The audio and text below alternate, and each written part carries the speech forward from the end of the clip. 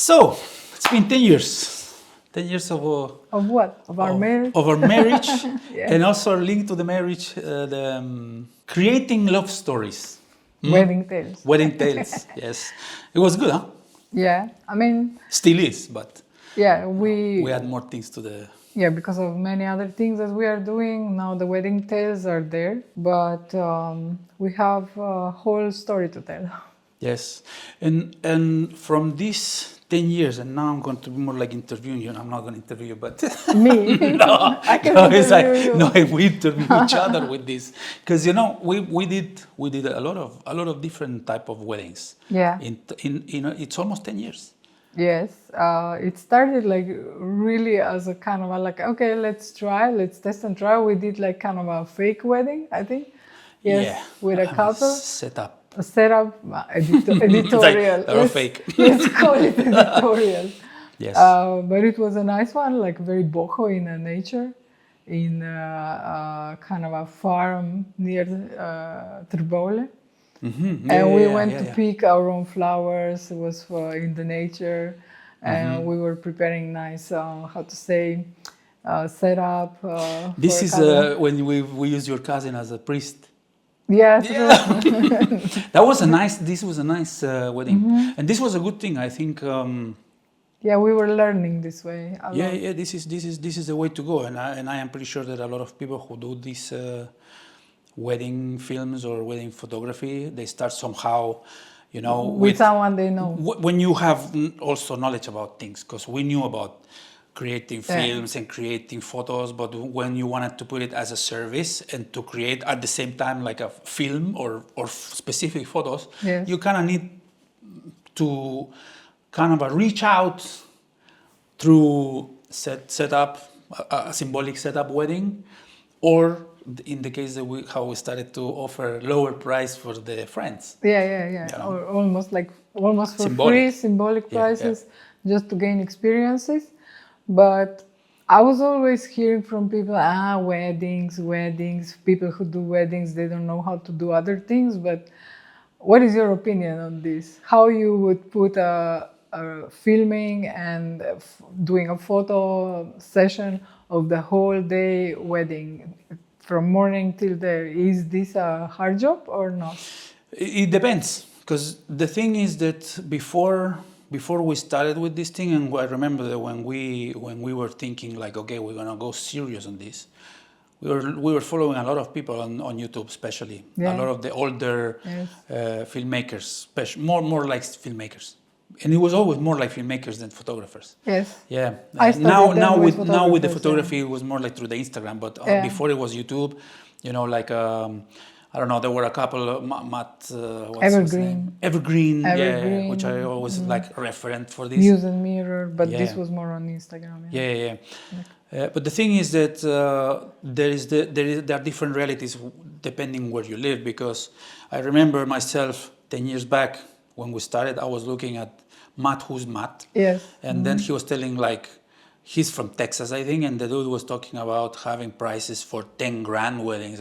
Photography is in Europe way more exposed on the weddings. I do things still.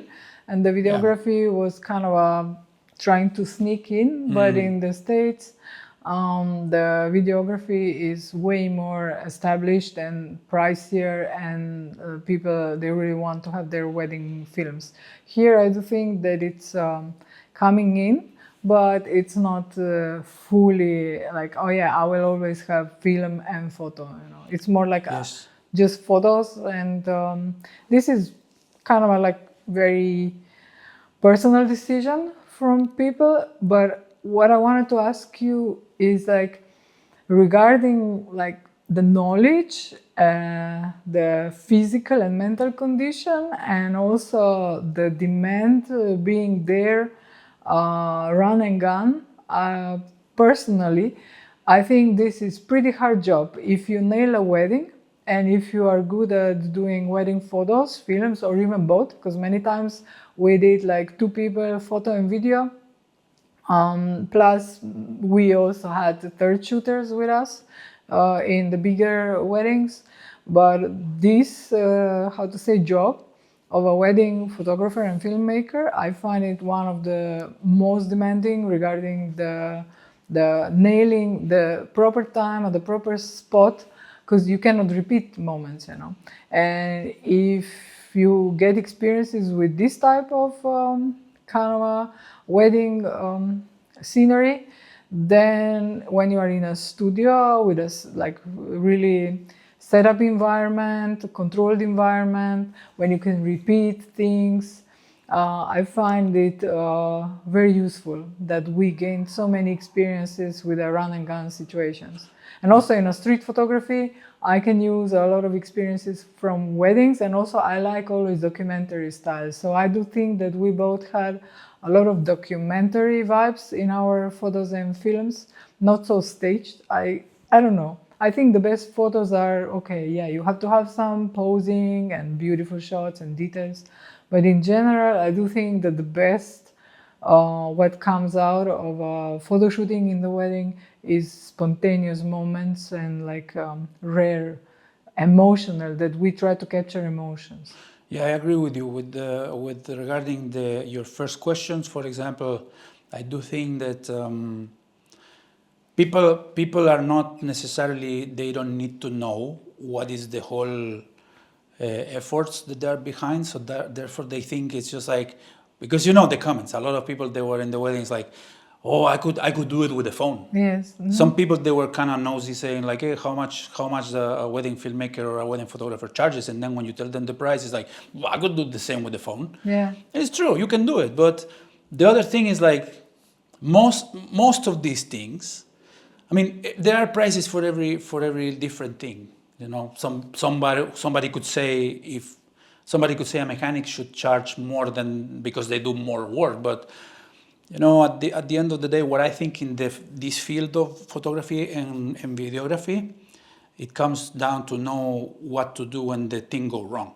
So it's like basically troubleshooting while something so important is happening. It's Yes. key. Yeah. And this has a I do price. remember scenarios. Yeah. I remember nightmare scenarios where and this is also when you have someone reliable to work with, because otherwise, if the thing goes down, then you really, I mean, you can still say, I'm sorry, here's your money back. But that's not the point. It's not the point, even the money. The point is that they won't lose their moment. There was one I remember clearly, because I remember we were into this wedding. We were in a wedding where I was recording video and photo, and you were doing the same. So we had one each camera set for video, and I remember it was somewhere in a lake, and then and drone. So a lot of things. I'm not saying that this is the best way to do it, but in that case, I don't remember if we didn't find another shooter or something. But we couldn't. And it went pretty well. It went pretty well. But it's demanding. It's not ideal. No. It's not ideal, because a lot of people, they will take more than they can. They will take more than they can cover. You know. Would you recommend in this case, like, to have 3 people or 4?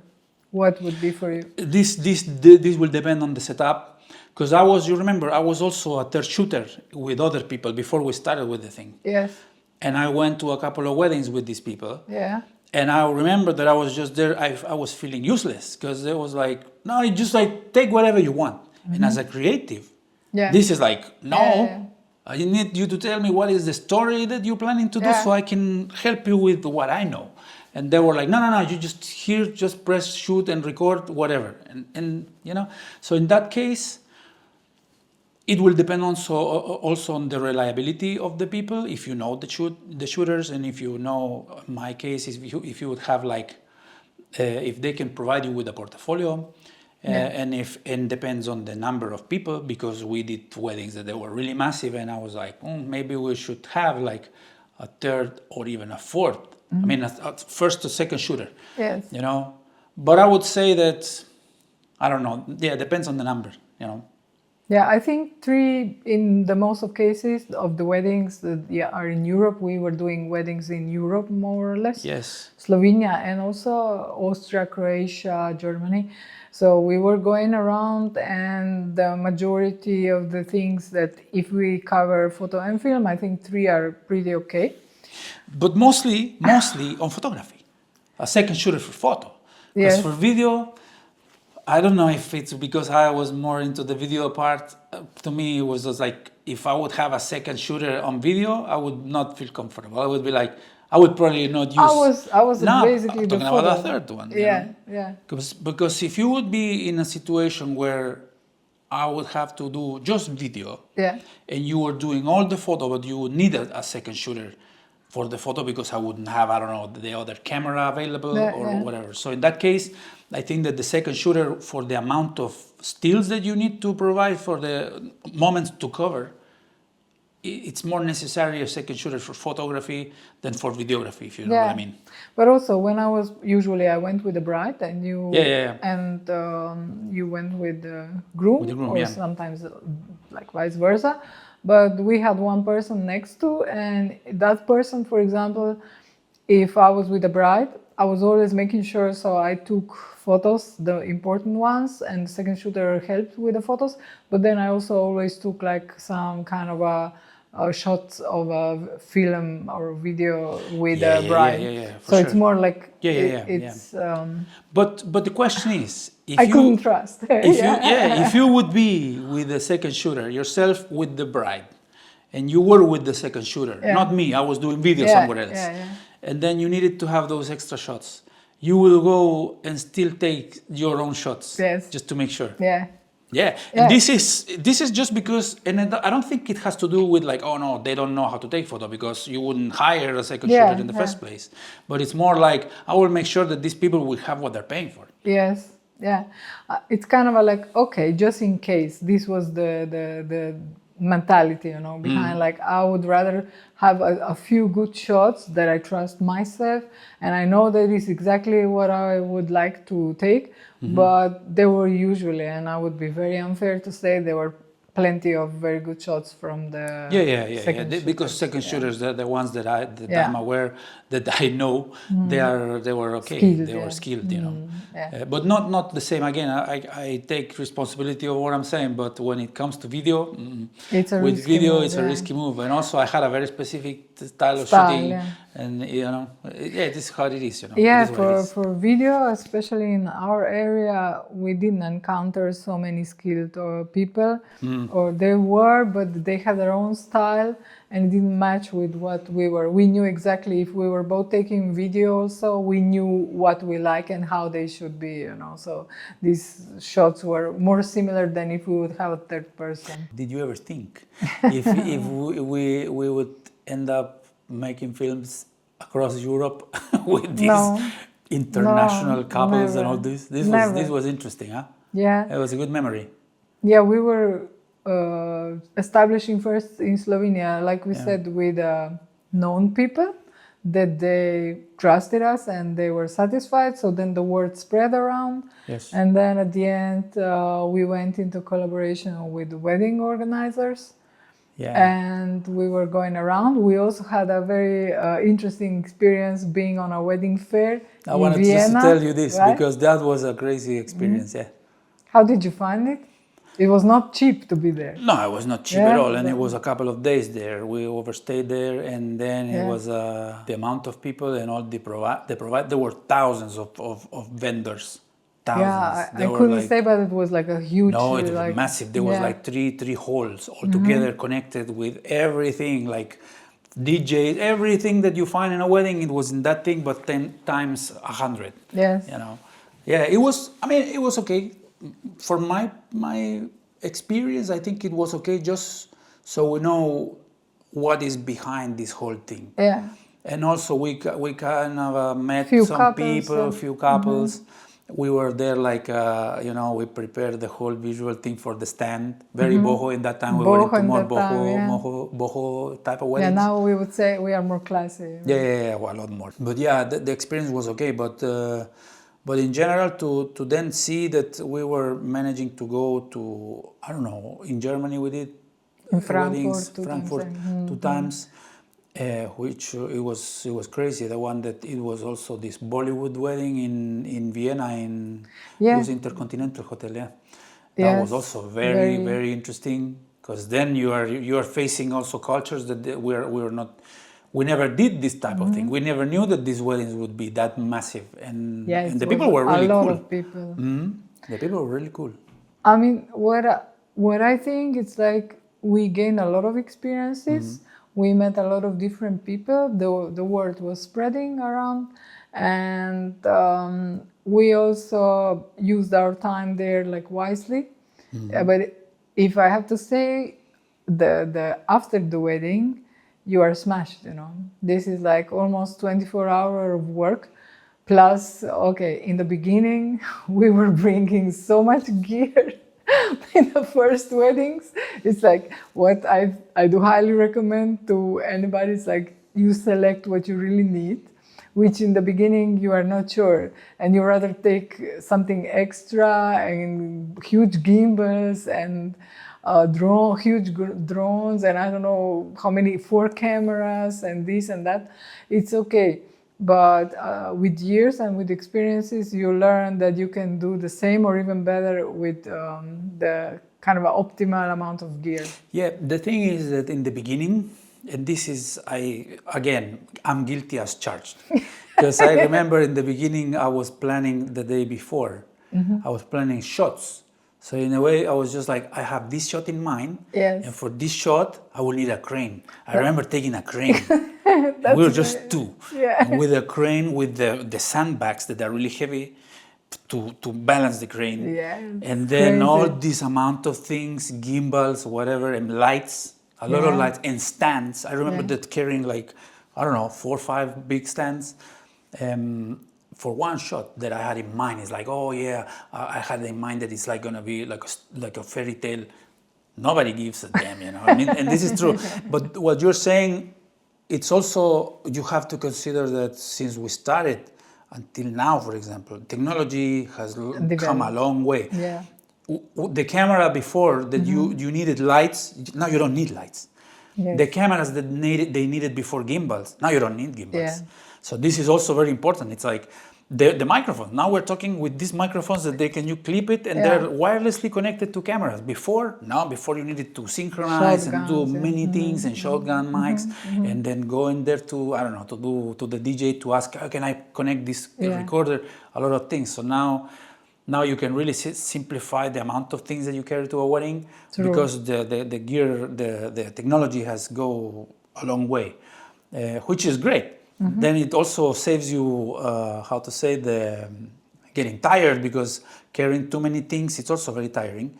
But yeah, I do remember this. This was not the best, experience. But based on this, I wanted to ask you if you would have to name 3 things. Yes. That you didn't like from this wedding. That some of the things that now you would think about it and you would be like, oh, I would prefer not to. In general. Since preparation to the time that we were driving home. Okay, one thing that I would do differently now would be like we were usually offering like coming very early and leaving whenever it's needed. True. Lately, for the last few years, we changed this thing for better, because I didn't like, because I understand this, that the things, they don't go always by the plan. And many times we were delayed there like 2 hours or something. Yes. And this was really uncomfortable, because you are not anymore focused, you are tired. And also it's just like it's too many working hours at once. So when we changed this thing for like 10-12 hours of work, and then you set clearly what is included, what not, I think this is one of the very important things as a wedding photography and filmmaking. Yeah. The second thing that is very important, and I noticed especially in the beginning or sometimes even abroad, I remember a few times in Austria, was really kind of annoying, because a photo and video team was different. And we didn't have any meetings before and nothing. They didn't connect us. They didn't have organizers. And this was really uncomfortable, because we went there as a filmmakers. They're straight up rude. Yeah, and I don't think that people do it, many of them, they do things intentional or something, but they just are not aware that film is totally different than photography. I know myself, because we handle both. And when you do this thing, you know exactly as a filmmaker that when a camera is steady there, if somebody is right in front there taking shots, they will not be seen, you know. And this thing, I think, next time or whenever it happens later, I said few times, you know, I mean, excuse me, can you move a little bit or something? We're different. Yeah, but I didn't feel comfortable telling this thing, but I do think it's important. And what I do recommend to the organizers, which they usually do, but more or less to the couples, if they organize themselves or have the dedicated person to this, it's like connect, if you don't have the same team, please connect the photographer and filmmaker in like in a group, group meeting, and like a video call or whatever. Yeah, and like kind of so they arrange, or at least before the wedding, that they have some topics that they should be discussed. I think that's the second thing. And the third thing is like the timing of photo sessions, like the stage ones. This thing I learned through the years that it's very important to check the schedule, either the bride, usually a bride, or someone from the bride, if not organizer. They send the schedule, how it's supposed to be. And majority of organizers, they do take into consideration the timing should be with a nice light, you know, not in the harsh light. But we did experience many times that they put the main timing in the most like harsh light, heat. The location was not like without any shadow, so the guests were suffering, the bride and groom were not. And through time, we started to tell, you know what, the photo session should be adapted in like either like before the lunch, when it's not, dinner, you know. With the sunset or with the blue hour. My favorite one is blue hour, more than the golden hour, but it's really short, so it's better to start with the golden hour and then continue to the blue light if possible. But or to have, and then the preps are really important because they're kind of very emotional, and so this is also good to have a nice spot, you know, and enough space to take the shots. That you check the schedule, and this is something that I would highly recommend. If you are not do it, you know. And your 3? I don't know if I have 3. One of the things that you also mentioned it before, I think that some cases, and there was a wedding we did in Austria, I think, about these people getting in the way. You said that they were not intentional. They were intentional. They were intentional. This is like, I was there, and I don't understand why, because you know what happens, that I pay attention to things, and if there is a guy there holding an 85mm lens, there's not a lot that you will get on the wider spectrum, right? It's very tight. It's very tight. So if you take one step to the side, you will still get the shot. Yeah. But this guy decided to step right in front of my camera while I'm on a tripod, because they wanted to have a fixed shot of this. So I'm like, why you do this? You know. So then I remember that I went there and I grabbed the dude and I moved him, you know, because it's like, I moved him, you know. I cannot have a conversation there while there is a ceremony and the exchange of rings. I cannot start being loud, so I just went there and I moved him away. Thanks God, he took it as a... Then you see that there was an attitude from the very beginning, because I remember when we were there, they didn't even greet. They were just like, they were just oblivious that we were there. It's okay, we're not there to do friends, but this is one of the things that I noticed, and I noticed this more or less in that specific wedding. In Slovenia, never. These people, they were all cool when we had to work with other photographers or videographers. It's all good. Yeah, I agree. That was one of the things. The other thing that has also to do with one of the points that you mentioned is that I will talk about myself. It's like the lack of the capacity of saying no. You know, because a lot of times we were in the beginning, especially, they're like, "Hey, can you please take shots of this?" And it's like, no, there is a schedule to follow. Yeah. So in a way, it's like, sorry, can't. You know, and I'm not trying to sound like, oh no, because this happens a lot of times, and I see a lot of the people who watches wedding content. A lot of the people, they really think that they are the celebrity there, and in this case, it's not like this. Where they're paid to do a job, right? And we're not celebrities. This is like, it's not about the videographer or the photographer, but there are people who behave like this. Yes. You have seen it. Yeah. We have seen it in other weddings. That it is almost like, oh, you have to ask for permission to talk to me. It's crazy. But in this case, back to what I was saying, is like, some people, they need to follow the schedule and they need to, so the thing goes smoothly for everybody.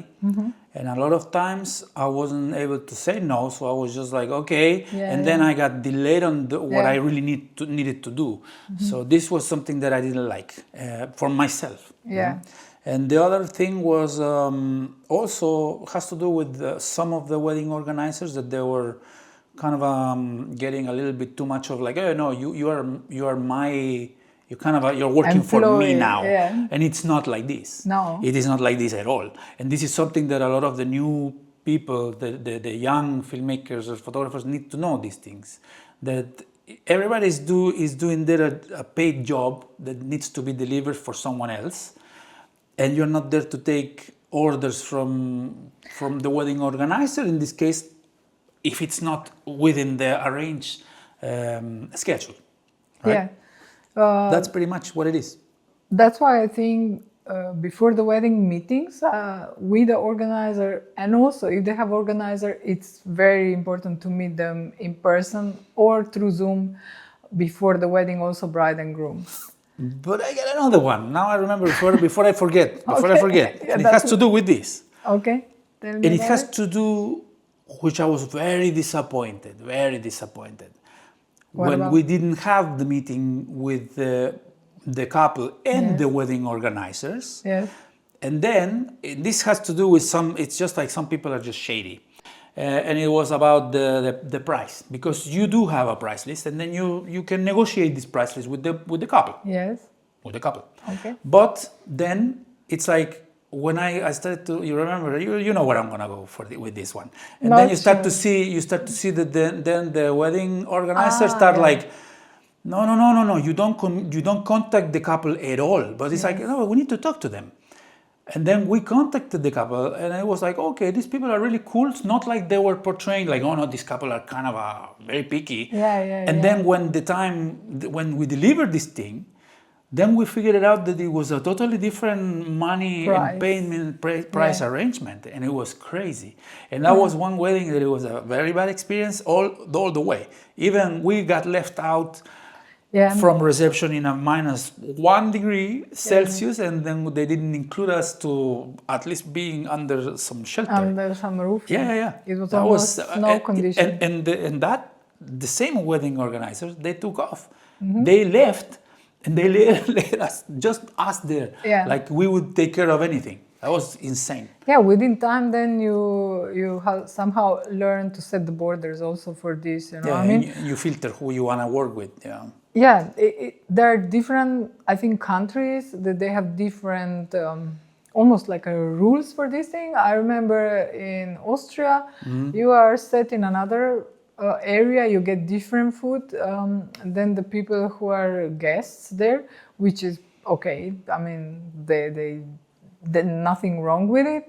But for example, in Slovenia, you are always in the place, and you get the same menus and everything. So it's very different through variety of countries. And the only thing is that people should be aware, if you are at the time that you should eat, you are not present there. If something important happens, then you cannot be there. You skip it, you know, and that's not the best thing. I would suggest, if it's possible and if the place is, you know, big enough, you always put the photo and video team very close, so they can capture everything. The other thing I remember now about this, something that I didn't like at all, it was, and it was just with a couple of couples. You know, when you go into, because they see the work first before they hire you. Yes. And they agree and they like the style. That's why they're hiring you. Yeah. And then it's like, and in photo it could work. It's like, hey, you know what? I don't like the angle that you took this photo. Can you please do something about it? Okay. maybe you could do Photoshop Photoshop a little bit, you know, and we were doing all the retouching and corrections. everything, you know, still looking kind of a pleasant look for everything in general. But when it comes to video, it's like, hey, Double chin cannot double chin, you know, it's like, it's not, I'm not a plastic surgeon and I cannot do nothing with the video because you know immediately what because they were like, and this was something that this is probably one of the bad experiences in the weddings in general from all the couples, all of them. This is the worst one because there was like, it was immediately in the beginning, oh my God, this was so great. The photography, awesome. The video, awesome. And it's like, and then they were like, hey, can you please, and this is something that I would recommend to everybody. It's like, you never, ever give the raw files. Never. Because if they're hiring you for something, it's because they like what they saw, they like the edit, they like your style. And there is like, no way. I mean, you cannot give this thing because then they can do something with that footage that you took. Yes. And then this can ruin also your reputation as wedding photographer or filmmaker. Yeah. I'm not saying it can happen. I don't think you know? that people who are not skilled in photography and videography, they understand how different sometimes the raw files are from what they get. Because the editing is, to my opinion, it's way harder than getting the shots, you know. So if somebody comes and gets the shots, okay, if you don't get the proper shots, it's really hard to do the proper edit. Yes. But even with like not the perfect shots, with editing, if you know how to do it, you can get like really better things out of the thing with the framing, with the coloring, with retouching a little bit. I'm not a fan of like, if somebody's the way it is, I don't think on the wedding you should remove things that, okay, if it's a pimple, you remove it, you know, because this is not permanently there. But if it's something that is like there forever, a scar or something, I don't think you should remove it, you know. Yeah, well, this is debatable. This is like, if the person is telling you, can you please remove it, then you just have to remove it, you know. But, of course. For portraits. But in general, the whole wedding you would remove one scar that is there, it's very. No. I have my doubts. I'm saying that sometimes it's normal that you would like to portray people like in the most natural and also pleasant way. But if the person is like, you know what, I really don't feel comfortable having this thing, and if it's a photo, well, fine, okay, you remove it because they don't feel well with it. Yeah. But when it comes to video, it's like, sorry, no, I can find if there is any footage from a different angle and I can replace it. But, you know, and I'm not going to look for in my case, I wasn't looking for the worst shots or angles. No, we are always trying to dig into the best shots, you know. And this, I don't think people imagine how many photos are taken. Like, okay, depends on a photographer. I take more shots than you. A lot more. Then there are other photographers that they take 2 times shots as I do. I saw myself 10, 12,000 shots. And this means that after this, you have to go and you have to manually check everything. You choose the best shots on your eye, which usually is trained, you know, and then you have to know in advance. We do have a specific style, like kind of a more natural, not so much like a fake color, but people have to like it and they have to decide for it, you know. I like vividness in the shots, I like romance and everything, but at some point we had way darker shots in the beginning, and then we went more to the natural tones. Yeah, for my personal taste, I was always driven through this moody, but then with this evergreen, I was more into like this a lot of texture, a lot of grain, cinematic grain, white shots, and you know, very dreamy like storytelling. And because we had a lot of times the opportunity to record locally in castles, that was the best opportunity to do this type of things. You know, like a dreamy castle stories, you know, which were okay.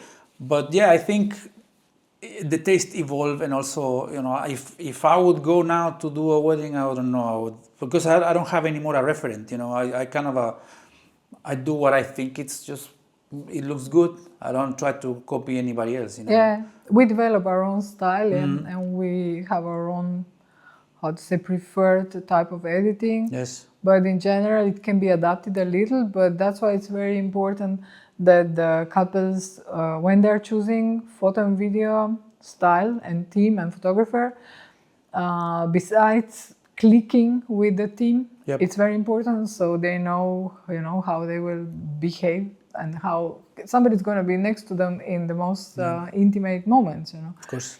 And it's also important that they check portfolios, that they check how usually shots look, you know, because going totally opposite, like if somebody is super bright and then demanding moody, darker edit, it's usually not the best thing. No. I mean, It's you have to find someone proper. who is, yeah. And before, so we can close up the chapter of the weddings. What are your favorite 3 locations that you ever did a wedding? I like Staniel. This is Staniel a is nice. small town in Slovenia, which is like very, how to say, has this Mediterranean It's beautiful. kind of a vibe with old architecture, has really nice spots for doing. For drone shots, this is incredible. Yeah. It's up on the hill. It's yeah? very picturesque. Yeah. I like this one. Then, well, I'll tell all 3 locations in Slovenia. Yeah, absolutely. Yeah, these were my favorites. The second one was in Krvavec. That's a hill Okay. that had, at that time, that was in September, it had a little bit of snow. And it looked like the views were fantastic because we went on a photo shooting, like really up the hill with a terrain car. And it was very, very natural and authentic experience. And then the third one, I like also the one from Kodarino Mlin that we did with the influencer Aida Sitar. And this was really very cute, like very, how to say, the perfect food, the nice setup in nature, the architecture of the old house with a mill, literally, you know, and like very, very beautiful. And the fourth one to add, that would be the castle, you know, the one that we did 2 weddings there. I think. Stadtenberg. Yeah, that castle has some kind of almost like a very mystical appearance. And I like the... Yeah, the infrastructure of the place and the whole thing is like, they left it there for centuries and it's still, you know. What about Bled? Because this is... Well, so you're done with your list? Yes. Okay.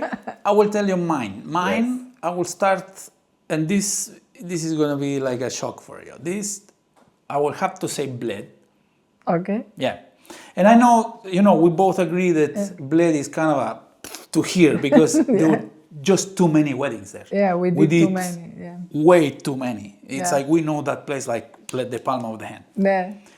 But if we talk about what it is in Bled, it is something that it's truly like, okay, whoever sees it, that's why we did so many weddings, because a lot of people, they just want to be there. Yeah. So the mixture of that castle that is looking through the whole lake, plus the lake, which from the castle looks incredible. It's like very emerald. And with an island and a chapel in the island. And then you have all these boats that they are carrying people there. It is, yes, it is an incredible location. Yeah. Now that we got enough of it because we were doing too many weddings, that's another story. But if I say it like in the most neutral point of view, this is a location that is crazy. Yeah. And it is probably my number one just because of this, because of what it is there. The second one is where we did the Aida Sitar. That place is just cute. Kodarino. Yeah, beautiful place. This is actually like a little, I don't know, maybe a few kilometers from the sea. From the seaside, from Slovenia, and like really tiny coast. Yes. but the vibe there, it's really Yeah, I remember gorgeous. because the thing is that it will also depend on the organization, because probably because this was a very known influencer, they decorated the place like it was a dream. I remember Yeah. the altar there with Yeah, all yeah, the yeah. entrance with these flowers, and this was crazy. It was like a dreamy Yeah, thing. yeah. And also the preps when they were in this house out of rocks, very little house, everything was very cute. And also they have all these sweets and cakes. Everything was displayed perfect. Yeah, yeah, yeah. So that would be the second one, and the third one it would be the same, the castle. There's Staudenberg. Staudenberg, yeah. Staudenberg is crazy. What about abroad? I don't know. Abroad, yes. Abroad, oh, yes. This one in Austria, Castle. the castle of. I don't remember the name of the castle. It's near Salzburg. Yes, this is a very famous. They were doing a very famous series there. Leopoldsky. Leopold Schloss, something like this. Leopold's Yeah. Schloss or something Yeah, like this. beautiful. This place was Yes, magical. yes. I forgot about that Beautiful. one. This Yes. is probably better than Staudenberg, for sure. I mean, they're different kind of architecture. Hotel Leopold or Leopold Schloss, something like this. Yeah. Yes, this was With a beautiful lake in front. Yeah, and also they have this where the rooms. It was almost like an alley with a lot of Yeah. rooms, very beautiful, True. very gorgeous. That was good. I don't know if there were also other places in Austria. Yeah, Rovino. So it's a beautiful town itself, you know. Yeah. So very picturesque also with colorful. Yeah. Yeah. So that's it. What else? Uh, Any advice for the people who want to get into the wedding? First, for the people who want to get into the wedding photo and film, is like I would recommend to gain experiences. Go and work with someone next to, with the experienced team. Be a second shooter. Check a lot of tutorials. In YouTube, you now have a lot of many very good tips and tricks. You went for this getting experience, and I actually learned from you. So it's very important. Like I can compare it to my other like surgical work. It's like you need to have a mentor to guide you through, and you need to have your hands on. You know, otherwise it's a no-go. You know, that you will be there like totally unexperienced and with no one next to. It all goes well, but when you have a first little trouble and mistake, then everything can go like really bad. So these two. So check tutorials, get a mentor, or like get experiences with someone next to. And the third one would be know your gear, you know, because if you are learning on the spot, it's a very bad idea. Try and go do shots with like a test with someone you know. Check how it behaves in different lights. You know, in the wedding you will experience like fake light, you will experience changing light outside with clouds, with rain. Protect your gear because many times it can start raining. Clean the sensors. Yeah, clean the sensors, have extra cards with you, always do backups, Batteries.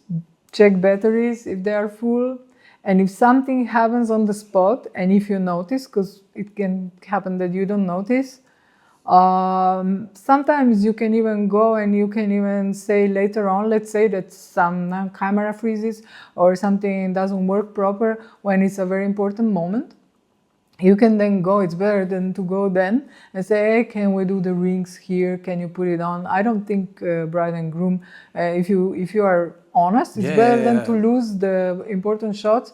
You tell them, I was there, this happened, and we better, can you just do the exchange? So I will include them in the video, let's say.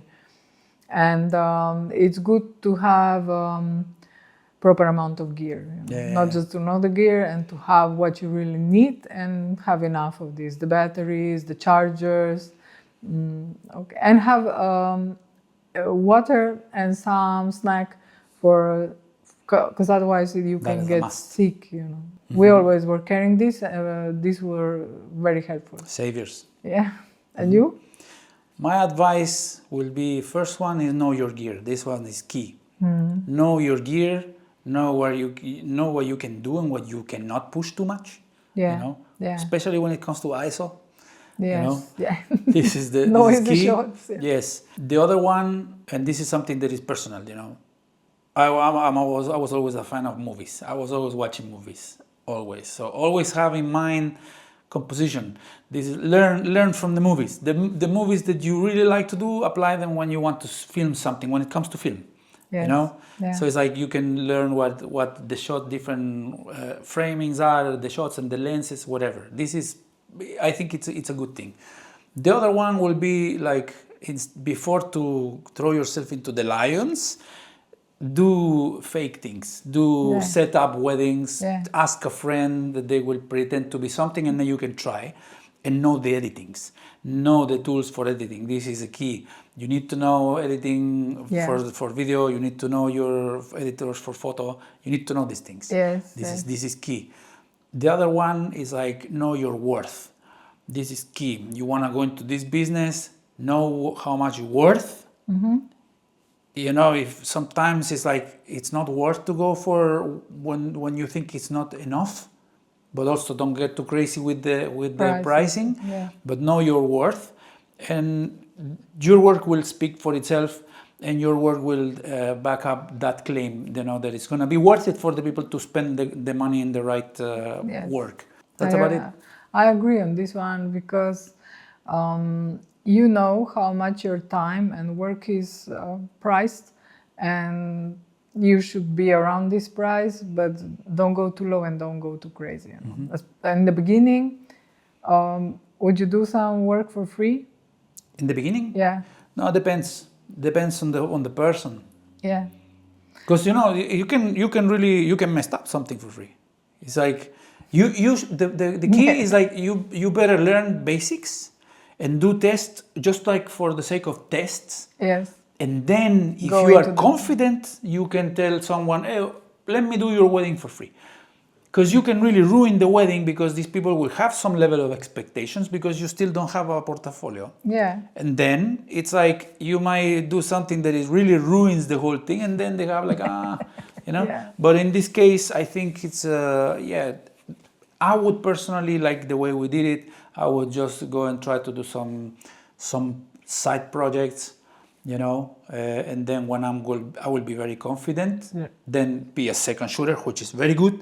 This is very good if you have someone who can have you over. You will get some money for doing the thing, and then you will learn some skills, you know, because at the end, this wedding was just like the result of doing other things before we're doing other video projects. But so, also it can be reversed from the weddings experience. Now, like all the other things are way more, how to say, easier tasks. This is always a door to something else. Yeah. So okay. Great. That's it. It's been a pleasure, wife. for more years. One more. Did we ever had an arguing on the wedding because of teamwork as partners? I don't think so. No, never. I think that it was just maybe because of some technical thing, but not really. But not like no. I think that we were always supportive with each other, and you know, if in a way it's like, I mean, there were situations where, you know, for example, I messed up the whole cart. I messed up a battery. And you messed up the footage because of pulling a battery. Pulling a battery out, And it was just like, okay. We managed, But it's been a great experience also. Yeah, working as a team, as a kind of a husband and wife, I thought it's gonna be way worse, you know, that it's will bring out like the arguings that there. Yes. But not at all. So in a way, it's way easier to plan. We'll see what brings the future. Yeah, we'll come up with more of our versatile stories from our photo and film production. We'll share it with the people. Yes. Awesome. Good.